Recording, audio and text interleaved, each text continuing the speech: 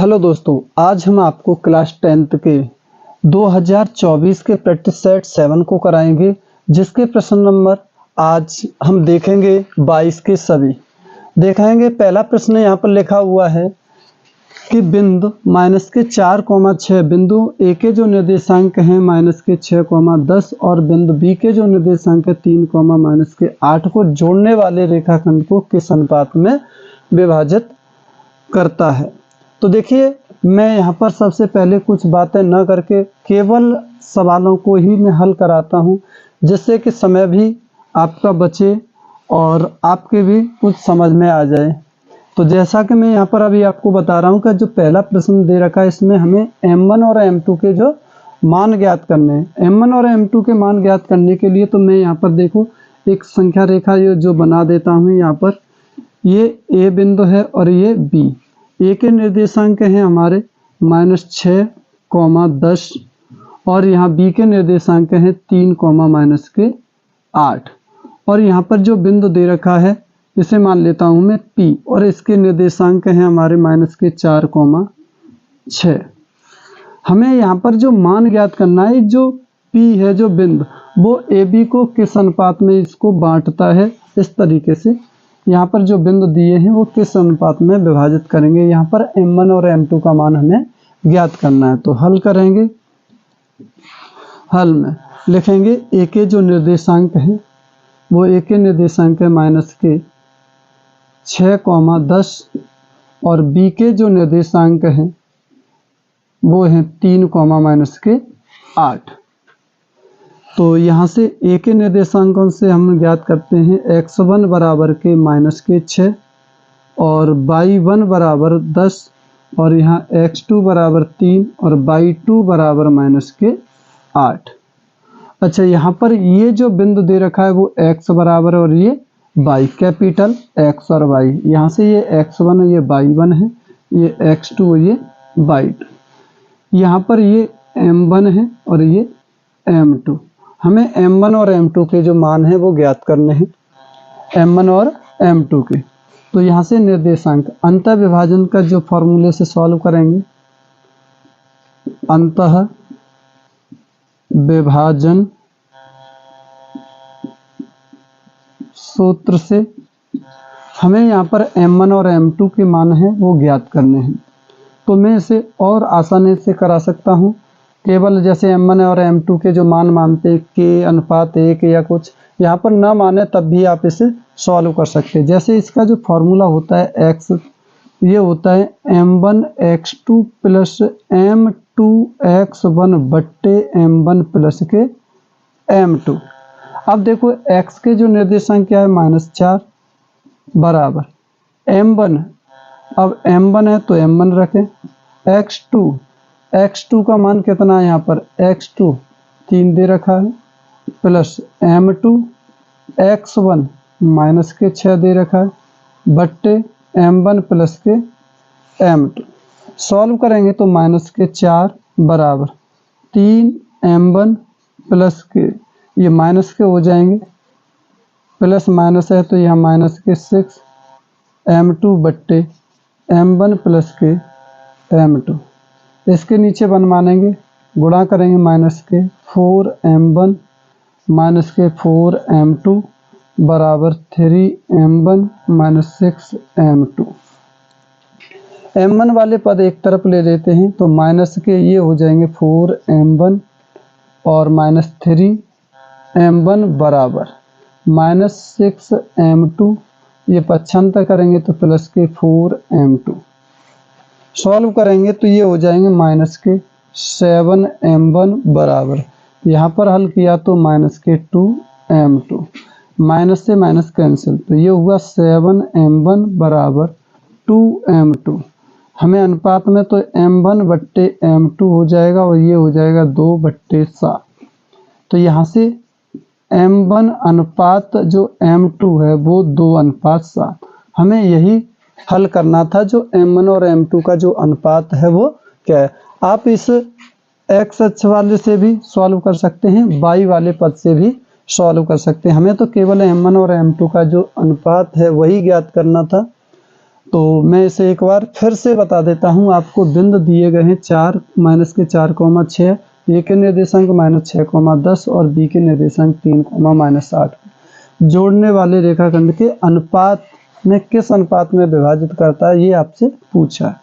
तो ए के निर्देशांक और ये बी के दिए हैं, ये x1 y1 और ये x2 y2 हो गए। विभाजन सूत्र से आप सॉल्व करेंगे। यहाँ पर मैंने इसे समझा दिया है कि ये ए और ये बी और ये पी के निर्देशांक है, ये m1 और m2 है। इसे विभाजित करते हैं, ये कैपिटल X और ये y। x अक्ष के जो निर्देशांक जो निकालेंगे तो फॉर्मूला होगा m1 x2 plus m2 x1 बट्टे m1 प्लस m2। यहाँ पर x का मान -4 दे रखा है, देखेंगे x के स्थान पर -4। m1 निकालना है तो m1 रहेगा गुणा x2 का मान 3 प्लस m2 इंटू -6 हो जाएगा m1 प्लस m2। तो यहाँ से -4 और यहाँ 3m1 माइनस के 6m2 बट्टे m1 प्लस m2। क्रॉस गुणा करेंगे तो माइनस के 4m1 माइनस 4m2 बराबर 3m1 माइनस 6m2। m1 वाले एक तरफ और m2 वाले एक तरफ, तो यहाँ पर -4m1 माइनस 3m1 और यहाँ -6m2 प्लस के 4m2। 7m1 बराबर माइनस के 2m2, माइनस से माइनस कैंसिल, 7m1 बराबर 2m2। तो ये m1 बट्टे m2 हो जाएगा 2/7। तो यहाँ m1 अनुपात m2 का जो अनुपात आया वो 2:7 आया। इस तरीके से आपके समझ में आया होगा अच्छे से। क्वेश्चन नंबर देखेंगे 22 का ख। एक बिंदु ए से जो एक वृत्त के केंद्र से 7.5 सेमी दूरी पर वृत्त पर स्पर्श रेखा की लंबाई 6 सेमी है, वृत्त की त्रिज्या ज्ञात कीजिए। तो देखिए यहाँ पर सबसे पहले तो मैं एक वृत्त बना लेता हूँ। यह है एक वृत्त। अब यहाँ पर लिखा है एक वृत्त के केंद्र से 7.5 सेंटीमीटर दूरी पर, यानी ये वृत्त का केंद्र है और यहाँ से 7 पॉइंट, यहाँ पर कोई बिंदु, मैं इसे O है तो इसे मैं मान लेता हूँ P। इसकी जो लंबाई है वो 7.5 सेंटीमीटर है, यहाँ से लंबाई इसकी और यहाँ तक जो लंबाई है 7.5 सेंटीमीटर। वृत्त पर स्पर्श रेखा की लंबाई, और इस वृत्त पर जो स्पर्श रेखा ये जो खींची है इसकी लंबाई है हमारे 6 सेंटीमीटर। पूछा है वृत्त की त्रिज्या क्या होगी। वृत्त की त्रिज्या यानी r ज्ञात करनी है।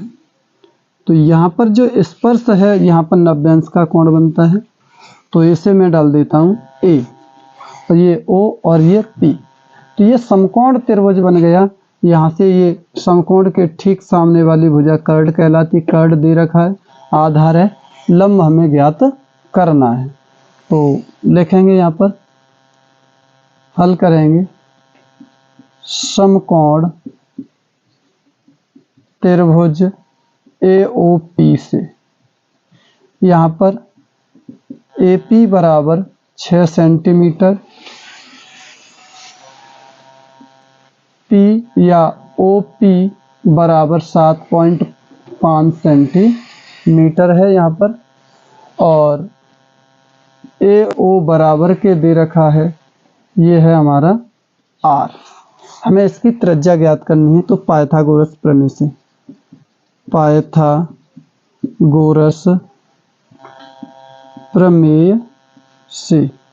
पाइथागोरस प्रमेय से करते हैं कर्ड का वर्ग बराबर लंब का वर्ग प्लस आधार का वर्ग, यानी कर्ड यहाँ पर 7.5 सेंटीमीटर का ये वर्ग होगा बराबर लंब r² प्लस आधार दे रखा है 6 का वर्ग।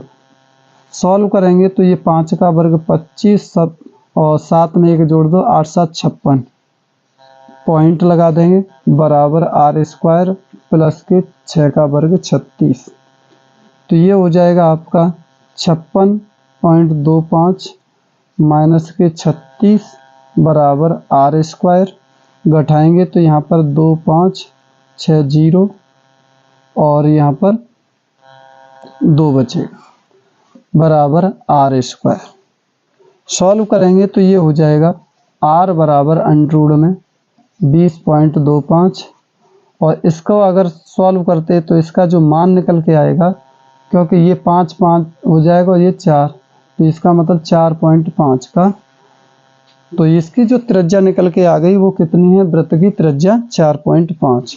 ये जो 20.25 ऐसे लिखा हुआ है यानी 2025 ये वर्गमूल होता है 45 का, और हमने 45 का वर्गमूल है तो एक अंक बाद पॉइंट लगा दिया, तो ये 4.5 सेंटीमीटर हो जाए। तो यहाँ लिखेंगे अतः वृत्त की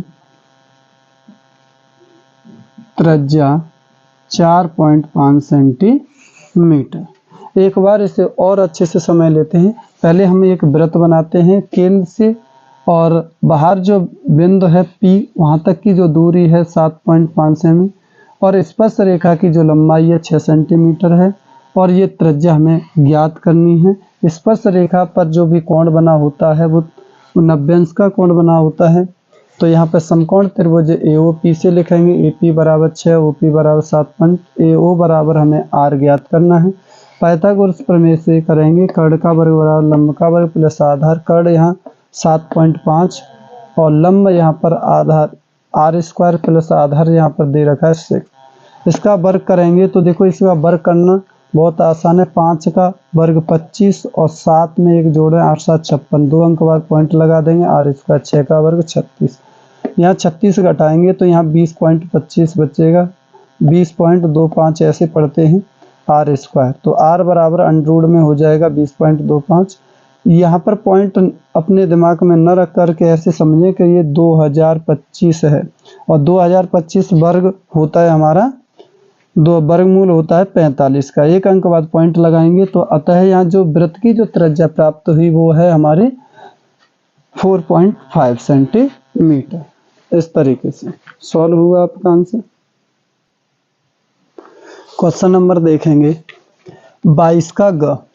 सिद्ध कीजिए कि किसी त्रिभुज की दो भुजाओं को एक ही अनुपात में विभाजित करने वाली रेखा त्रिभुज की तीसरी भुजा के समांतर है। तो देखिए मैं सबसे पहले यहाँ पर एक त्रिभुज बनाता हूँ। यह है त्रिभुज A, B और C। अब इसमें कहा है भुजाओं को, यानी जो AB और AC को समान अनुपात में कोई एक तीसरी भुजा, इसे मैं ये डाल देता हूँ, इसका नाम D और ये है हमारा E। यहाँ पर लिखा है किसी त्रिभुज की दो भुजाओं को एक ही अनुपात में विभाजित करने वाली रेखा त्रिभुज की तीसरी भुजा के समांतर है। यानी जो त्रिभुज को जो समान अनुपात में जो भुजा ये रेखा है DE, इसका जो अनुपात है वो BC के, यानी ये जो AD और DB और AE और EC जो समान अनुपात में विभाजित करती है, जो रेखा DE वो BC के समांतर है, ऐसा इसमें सिद्ध करना है। यानी जो रेखा DE है, तो सबसे पहले मैं यहाँ पर लिखता हूँ, दिया है त्रिभुज ABC में दिया है त्रिभुज ABC में AB और AC को DE समान अनुपात विभाजित, समान अनुपात में विभाजित करती है। इसका मतलब AD बट्टे DB बराबर AE बट्टे EC, ये दिया है। अच्छा, सिद्ध करना है। सिद्ध करना है DE समांतर BC या BC समांतर DE लिख सकते। उत्पत्ति, लेकिन उत्पत्ति से पहले हम यहाँ पर एक रचना कर लेते हैं, तो मैं यहाँ पर लिख दे रहा हूँ, उत्पत्ति लिख रहे हैं। चलिए यहाँ रचना और लिख दें। रचना हम क्या करते हैं कि ये बिंदु जो D है उससे इस तक कोई बिंदु डाल देते हैं, इसका नाम डाल देते हैं हम E' डाल देते हैं, क्योंकि इसी रेखा का बिंदु है तो इसे E' डाल देते हैं, इसके अनुपात में रख लेंगे। तो यहाँ पर रचना में लिखेंगे बिंदु D को भुजा AC पर बिंदु E' से मिलाया, यानी भुजा AC पर किसी भी बिंदु यहाँ E' पर मिला दिया है। सिद्ध करना DE समांतर BC है। उत्पत्ति से लिखेंगे,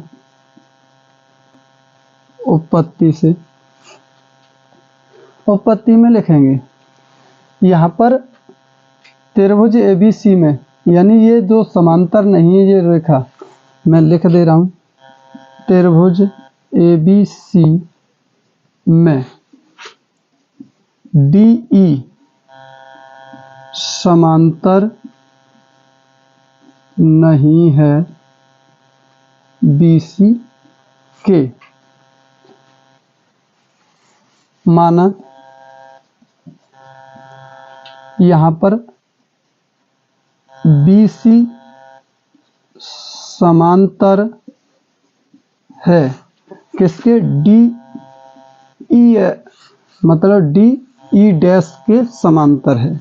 ये रेखा इससे समांतर नहीं है पर इसके समांतर है। जब ये समांतर है तो आप यहाँ पर लगाएंगे समानुपातिक प्रमेय से, तो यहाँ पर हो जाएगा समानुपातिक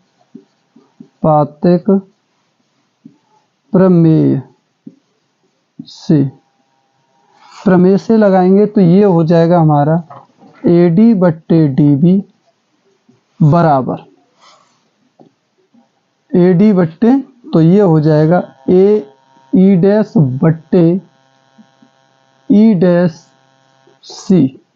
समीकरण नंबर 1। और दे रखा था इसने पहले AD/DB बराबर AE/EC, इसे दिया है, इसे समीकरण नंबर डाल दिया 2। यहाँ पर समीकरण नंबर 2 डाल दिया। अब यहाँ लिखेंगे समीकरण 1 और 2 से। समीकरण 1 व 2 से, समीकरण 1 और 2 से देखेंगे तो ये हो जाएगा हमारा AD से AD ये कैंसिल हो जाए तो इसके बराबर हो जाएगा। तो हम इसे ऐसे लिख सकते हैं AE/EC बराबर AE'/E'(C)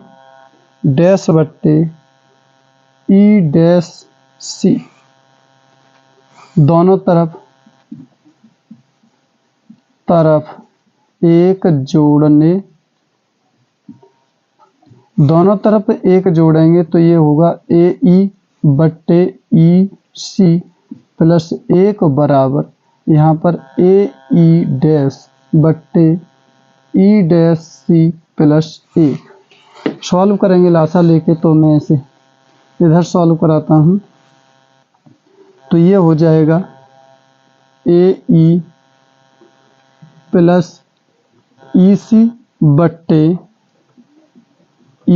बराबर ये हो जाएगा AE'/E'(C)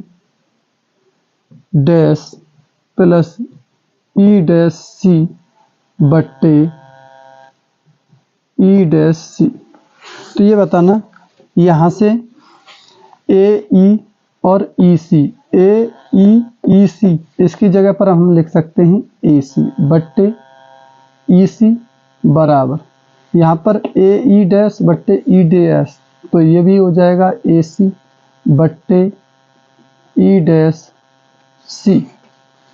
तो यहाँ से C से C ये कैंसिल हो जाएगा, तो इसका मतलब यहाँ पर क्या प्राप्त हुआ, EC बराबर E डैश C। इसका मतलब है कि जो एक ही रेखा का एक ही मध्य बिंदु है, यानी ये जो E डैश है वो इसी रेखा पर ही आएगा। तो क्यों, अगर ये इसके समांतर है तो ये रेखा इसके समांतर है, तो ये भी रेखा किसके समांतर होगी, इसी के समांतर होगी। तो यहाँ से पता चल गया कि जो DE समांतर है, DE डैश समांतर है किसके, BC के। DE समांतर है BC के, तो DE समांतर BC के है, तो यहाँ से E और E डैश समपाती रेखा होंगी। समपाती रेखा का मतलब एक रेखा उसी रेखा के ऊपर हो, उसे बोलते हैं समपाती रेखा। तो ये इसका मतलब है E और E डैश एक ही रेखा है। तो यहाँ से DE और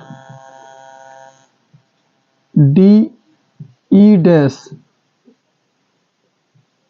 एक ही रेखा है। जब एक ही रेखा है तो इसका मतलब ये आपको जो सिद्ध करना था, क्या सिद्ध करना था, DE समांतर BC। तो यहाँ पर हो जाएगा DE समांतर BC, ये सिद्ध होगा। एक बार इस थ्योरम को और अच्छे से समझें। वैसे ये थ्योरम जो समानुपातिक जो प्रमेय है सेकंड है उसका ही है, तो एक बार अच्छे से समझ लेते हैं कि एक त्रिभुज की दो भुजाएं एक ही अनुपात में, यानी जो त्रिभुज की दो भुजाएं वो एक ही अनुपात में, एक ही अनुपात का मतलब AD बट्टे DB बराबर AE बट्टे EC, ये दोनों एक ही अनुपात में विभाजित हैं। करने वाली रेखा त्रिभुज को तीसरी भुजा के समांतर, ये जो अनुपात में बांटती है तो ये भुजा इसके समांतर है, ऐसा इसने सिद्ध करने को ये कहा है। तो यहाँ DE समांतर BC, रचना बिंदु D को भुजा EC AC पर, जो AC पर है वो बिंदु E डैश से मिलाया, यानी E डैश ले लिया है हमने। यहाँ से त्रिभुज ABC में DE समांतर नहीं है BC के, DE समांतर नहीं है BC के, लेकिन माना BC समांतर है DE डैश के, ये मान लिया, ये समांतर नहीं है ये मान लिया हमने। तो यहाँ से समानुपातिक प्रमेय से करते हैं, तो AD बट्टे DB बराबर AE डैश बट्टे EC, समानुपातिक प्रमेय से। समीकरण नंबर 1, AD बट्टे DB बराबर AE बट्टे EC, ये दिया था पहले से समानुपातिक प्रमेय में। तो समीकरण 1 और 2 से सॉल्व किया, तो ये AE बट्टे EC बराबर AE डैश बट्टे E डैश C, दोनों तरफ एक जोड़ेंगे तो यहाँ से ये प्राप्त होगा AE प्लस EC बट्टे CE बराबर AE dash plus E dash C बट्टे E डैश C। तो इसका मान AC हो जाएगा, इसका भी मान AC हो जाएगा, AC से AC कैंसिल होगा तो ये बराबर होगा। इसका मतलब DE समांतर है BC की, पता चल गया। तो E और E डैश समपाती रेखा है, तो D और D डैश एक ही रेखा होंगी, तो इसका मतलब है कि DE समांतर BC के होगा। इस तरीके से हमने ये सिद्ध किया। क्वेश्चन नंबर देखेंगे, घर दो अंकों की एक संख्या में अंकों का योग 12 तथा अंकों का स्थान बदलने पर प्राप्त संख्या दी गई संख्या से 18 अधिक है, तो संख्या क्या होगी। हल करते हैं। माना दहाई का अंक x, इकाई का अंक y। स्थिति नंबर 1,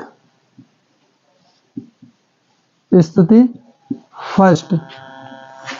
स्थिति फर्स्ट में दो अंकों का जो योग है वो 12 है, यानी x प्लस y बराबर 12, समीकरण नंबर 1।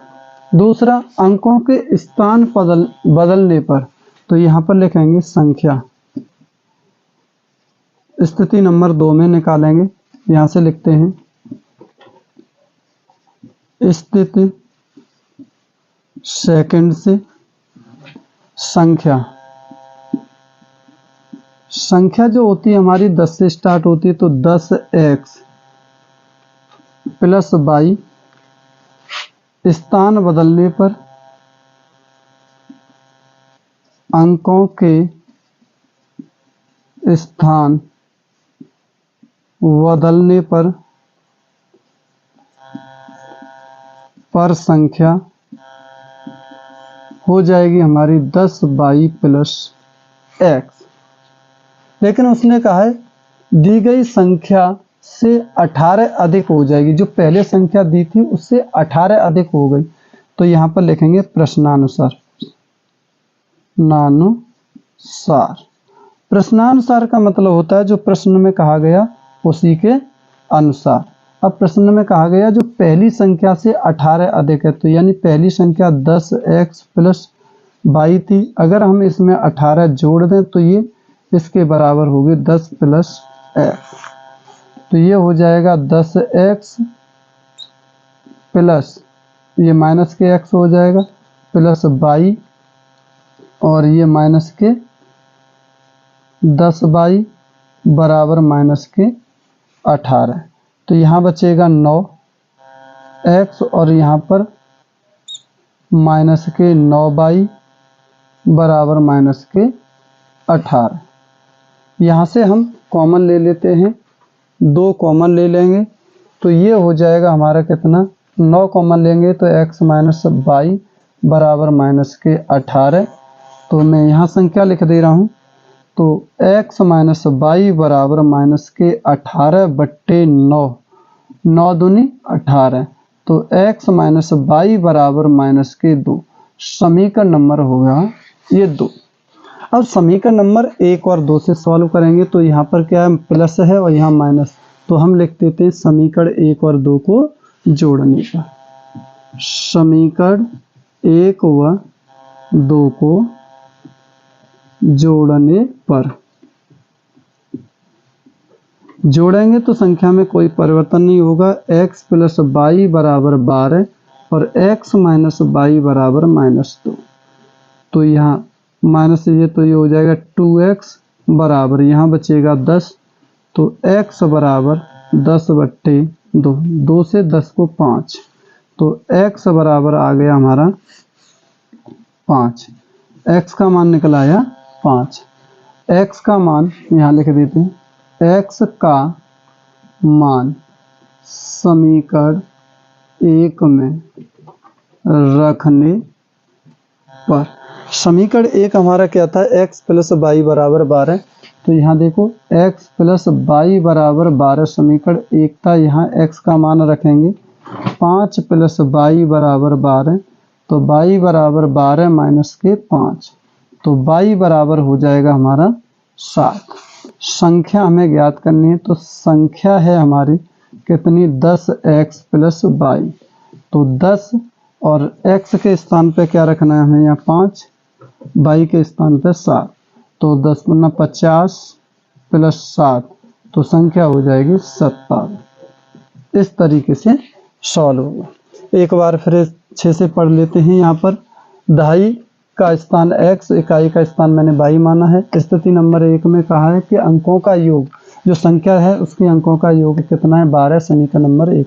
स्थिति सेकंड में संख्या 10x प्लस y, अंकों का स्थान बदलने पर संख्या 10y प्लस x हो जाएगी। प्रश्नानुसार उसने कहा है जो संख्या प्राप्त है अंकों के बदलने के बाद वो 18 अधिक है, पहले वाली संख्या से 18 अधिक है, दी गई संख्या से 18 अधिक है।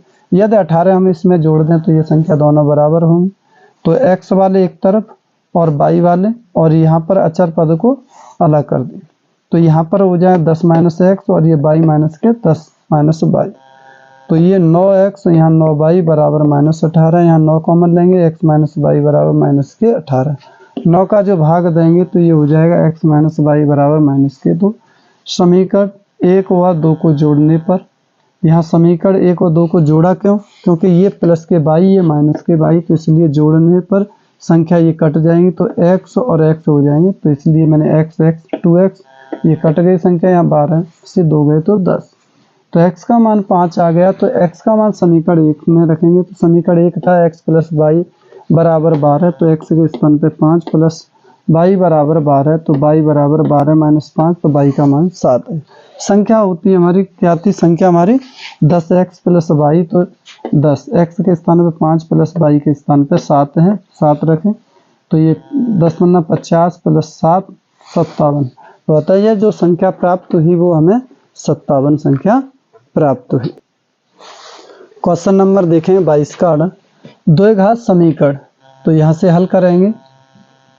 दे रखा है द्विघात समीकरण √3x² माइनस 11x प्लस के 8√3 बराबर 0। तो द्विघात समीकरण के लिए हमें मध्य पद को तोड़ करके इसे सॉल्व करेंगे। तो इस संख्या का गुणा हम कर देते हैं इस संख्या में, तो ये हो जाएगा हमारा √3 गुणा 8√3, तो ये हो जाएगा हमारा 8 3 24। 24 के ऐसे फैक्टर करें कि जोड़ घटाएं तो कितने हो जाएं 11। तो यहाँ पर हम 24 के फैक्टर करते हैं तो ये हो जाएगा 8 गुणा 3, 8 3 24 और 8 प्लस 3 बराबर 11। तो ये हो गए 8 का गुणा 3 से किया 24, 8 और 3 11। मध्य पद को तोड़ करके सॉल्व किया। तो √3x² माइनस यहाँ पर लिखेंगे 8 प्लस 3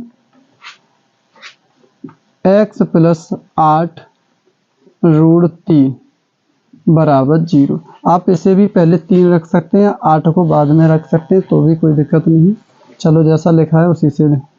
तो ये हो जाएगा √3x² minus 8x minus 3x और प्लस के 8 √3 बराबर 0। यहाँ से देखेंगे कोई संख्या कॉमन नहीं मिल रही, केवल x कॉमन मिल रहा है। तो यहाँ √3x माइनस 8 और माइनस के यहाँ देखो 3 और यहाँ से √3 कॉमन ले लेते हैं, तो ये हो जाएगा √3 कॉमन ले लें। तो देखो ये 3 को मैं ऐसे लिख सकता हूँ √3 गुणा √3। तो मैंने एक कॉमन ले लिया तो एक √3 बचेगा कि नहीं बचेगा इसकी जगह। तो यहाँ पर √3x माइनस प्लस, ये माइनस कॉमन लिया है तो ये प्लस वाला माइनस हो गया, √3 चला गया तो यहाँ पर क्या बचा 8 बराबर 0। ये जो कोष्टक दोनों एक जैसे हैं तो एक बार लिखेंगे √3x माइनस के 8 और x माइनस √3 बराबर 0। सॉल्व करेंगे यहाँ से केस फर्स्ट को। तो ये √3x माइनस 8 बराबर 0, तो √3x बराबर 8, तो x बराबर 8 बट्टे √3। के सेकंड को सॉल्व करेंगे तो ये हो जाएगा x माइनस √3 बराबर 0, तो x बराबर √3। तो जो हमें इसके जो मूल ज्ञात करने थे वो मूल प्राप्त हो गए 8 बट्टे √3 और दूसरा है हमारा यहाँ पर √3। एक बार इसे अच्छे से और समय लेते हैं। यहाँ पर जो द्विघात समीकरण दिया है √3x² माइनस 11x प्लस 8 √3, मध्य पद को तोड़ेंगे तो हम पहले a का गुणा c से करते हैं यानी लास्ट वाले पद से। तो गुणा किया तो ये हमारा प्राप्त हो गया 24 और 24 प्राप्त हो गया। तो अब हमने 24 के फैक्टर किए कि जो 11 आ जाए। तो 8 3 24 और 8 और 3 11, ऐसा ही हमने 11 के स्थान पर लिखा। माइनस का गुणा किया तो 8x माइनस 3x हो गया। यहाँ से हमने x कॉमन लिया तो √3x माइनस 8, यहाँ से माइनस के √3 कॉमन लिया तो यहाँ पर बचेगा √3x माइनस के 8 बराबर 0। √3 कैसे, यहाँ 3 में से इसे लिख सकते हैं √3 गुणा √3। तो यहाँ पर जो 3 है उसमें से √3 कॉमन ले लिया तो एक ये √3 बच गया। ये पद और ये पद दोनों एक जैसे हैं, तो √3x माइनस 8 और यहाँ x माइनस √3 बराबर 0। केस फर्स्ट सॉल्व किया तो √3x माइनस 8 बराबर 0, √3x बराबर 8, तो x बराबर 8 बट्टे √3। और यहाँ पर केस सेकंड सॉल्व किया x माइनस √3, तो x बराबर √3 हो गया।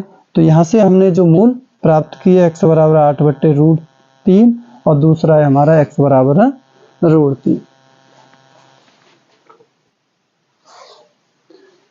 क्वेश्चन नंबर देखेंगे 22 का।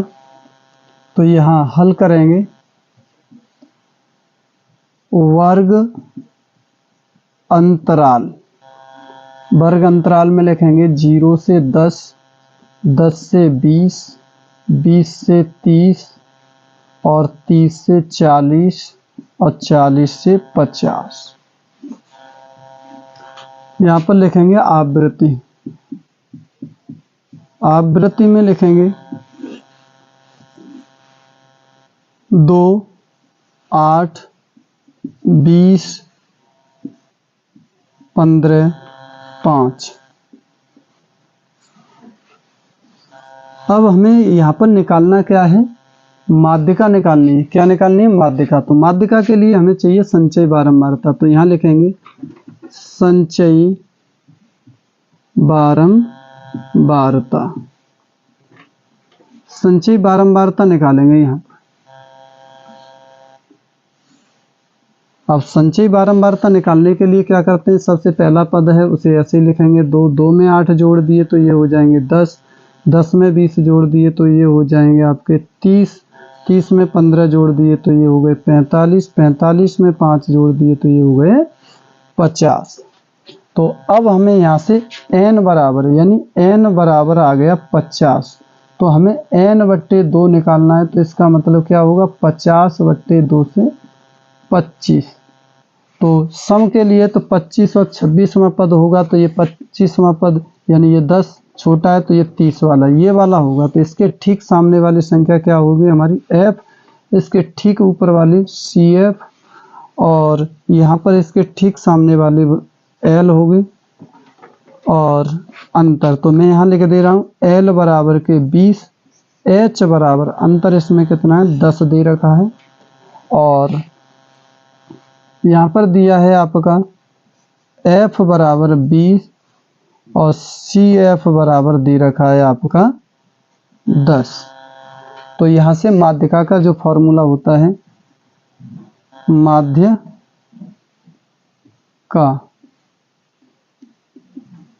माध्यिका का जो फॉर्मूला होता है वो होता है हमारा L plus n/2 minus CF/F into H। ये होता है हमारे माध्यिका का फॉर्मूला। तो L के स्थान पर कितना निकल के आया, 20 आया था। तो यहाँ पर हम लिखेंगे 20 प्लस, इसके बाद n कितना है हमारा 50/2 माइनस CF दे रखा है हमारा कितना 10, बट्टे F कितना है हमारा 20, गुणा यहाँ पर कितना है 10 अंतर, यानी H बराबर कितना है 10। तो इसे काट देते हैं तो ये तो हुआ 25। तो 20 प्लस 25 माइनस 10/20 गुणा 10। सॉल्व करते हैं तो ये हो जाएगा हमारा 20 प्लस, यहाँ पर बचेगा 15 बट्टे, ये हो जाएगा हमारा 10 गुणा 10। इस 0 से ये 0 कैंसिल, तो ये हो जाएगा हमारा 20 प्लस 15/2। 2 का भाग देंगे तो ये हो जाएगा 20 प्लस 7.5। तो जोड़ देंगे तो ये हो जाएगा हमारा 7.5 का 27.5। ये जो निकल के आ जाएगा इसका 27.5। तो एक बार फिर से मैं समझा दे रहा हूँ आपको। यहाँ पर देखिए ये दे रखा है निम्न आंकड़ों की माध्यिका ज्ञात करें। तो ये वर्ग अंतराल और आवृत्ति दे रखी है। तो मैं हल करता हूँ। तो यहाँ वर्ग अंतराल लिख लिए, यहाँ पर आवृत्ति, और यहाँ पर मैंने संचयी बारंबारता।